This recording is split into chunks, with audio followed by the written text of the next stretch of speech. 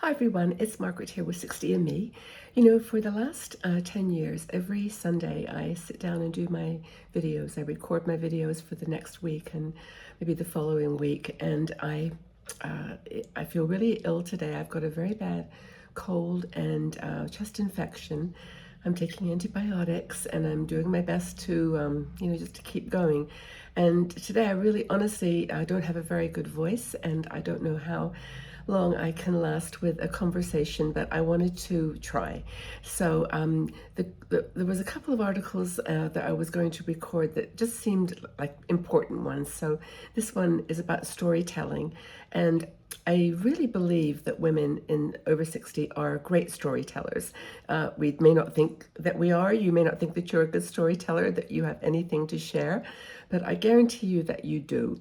And I love stories. I mean, I love reading. I love the way they unfold. And I wanted to remind us, though, what are the characteristics of a great story? First is engaging characters that are relatable, that are real to us, that we understand, that we can relate to. Next thing is a compelling plot. Something that has some mystery to it, some conflict and resolution that's going to, guide us. Because I think every story we attach to and, put our own personal twist on it. So that's another thing. Compelling. I'm reading from my notes here because I want to make sure I remember all of this. Emotional resonance. So again, the story has to resonate with us. It has to be one that we can apply to our own lives and have some sense that it matters, that there's some purpose to the story, that it's relevant, emotional resonance, that we feel it. It has to have a universal theme. So, universal theme about life. I mean, how about that? I mean, life, love, loss, danger, disappointment, rejection. All the themes are really universal, that everybody on this whole planet can relate to and understand. Another thing a good storyteller does is provide an immersive setting.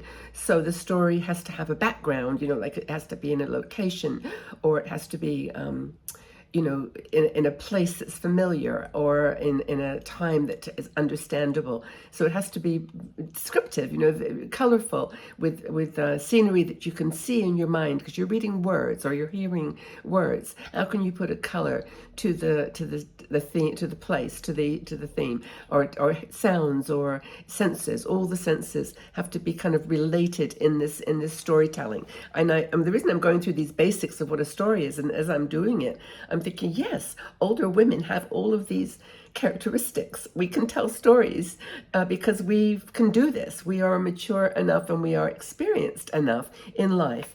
Authentic voice is one of the things that is considered an important element of storytelling, where we're sounding like we're real, like we got it. We've been there, we've done that. And our voice is authentic and honest. I think that's a really important part of storytelling. Conflict and resolution. Every good story needs a conflict. The hero of 1,000 names. It's I hear of 1,000 voices. What's the name of that book? But you know the one I mean, by Joseph Campbell. And it's got to do with the fact that there's a situation that you are describing going through. You went through it. You show all those emotions and all that resonance and all those descriptive words, and then you have a resolution. The hero comes through it and is victorious, and eventually it's resolved, providing a closing or a closure to the story. There's often a moral or a lesson that's told with a good story, and the moral of the story is whatever. And I think that's such an important element. So why do I think? Excuse me, I have to take a breath here. Why is it that I think older women are great storytellers? Well, why is it, and it's so important in culture? Because we've lived it. We know the importance of community and culture, and every single one of you brings a unique perspective to the discussion. So that the story is never going to be the same as somebody else's, even though we may be writing about a similar life phase or a similar challenge that we faced in that time of our life.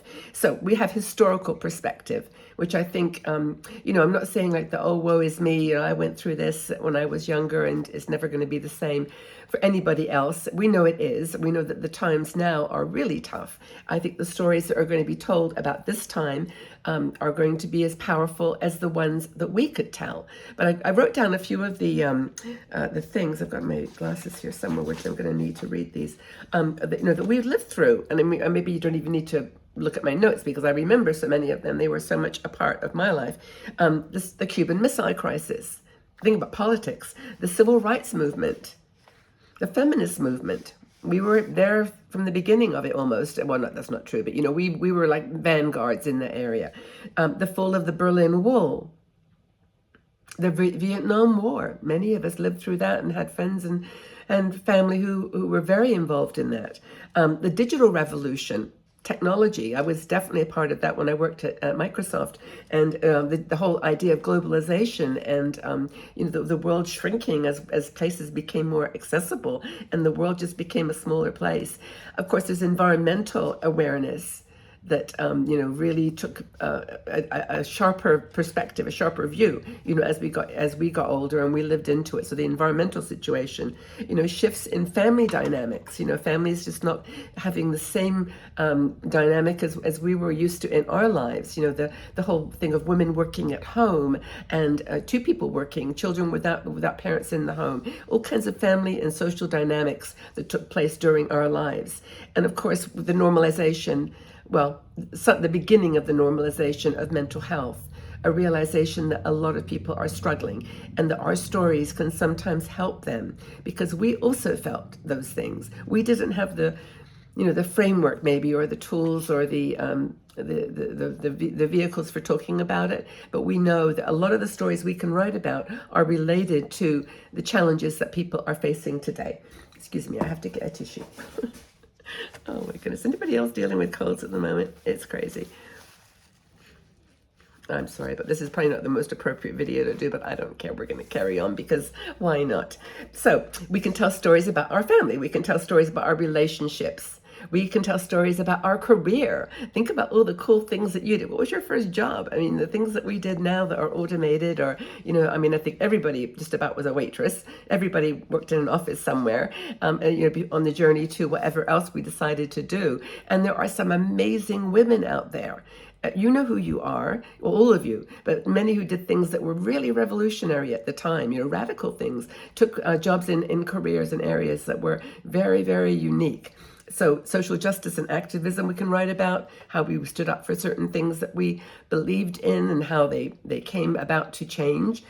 We can talk about personal growth and resilience and maybe even our spiritual growth as we dealt with losses and situations in our lives that were really tragic and sad and life-changing. You know, but so what was your personal story? You know, what do you think is your story that you would like to share with the world? Which one of those areas do you feel most, you know, equipped or capable or able to share? You can provide, there's a reservoir of stories and ideas that you can come up with. And I would love to know in the comments what your thoughts are on this. Because, well, number one, it would make me feel better. And so, you know, it's because, you know, I think that when you're feeling a bit sick, it's kind of like, okay, come on, someone cheer me up here. Because, you know, I know a lot of you are going through lots of things as well.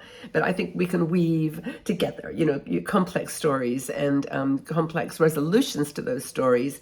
And I think we've got a couple of characteristics that, well, more than a couple, but many characteristics that are perfect for storytelling. And why I think whether you write it down, record it, do a blog, you know, write a book, several books, write an ebook, do a video, whatever you decide to do to tell your story. I think it's important that we at least try to share, because I know there's one thing, there's probably at least one thing in your life that you think would help someone else.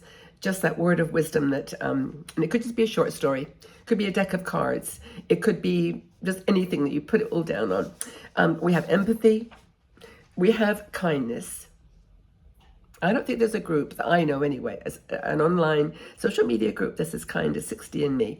We have an amazing group of people.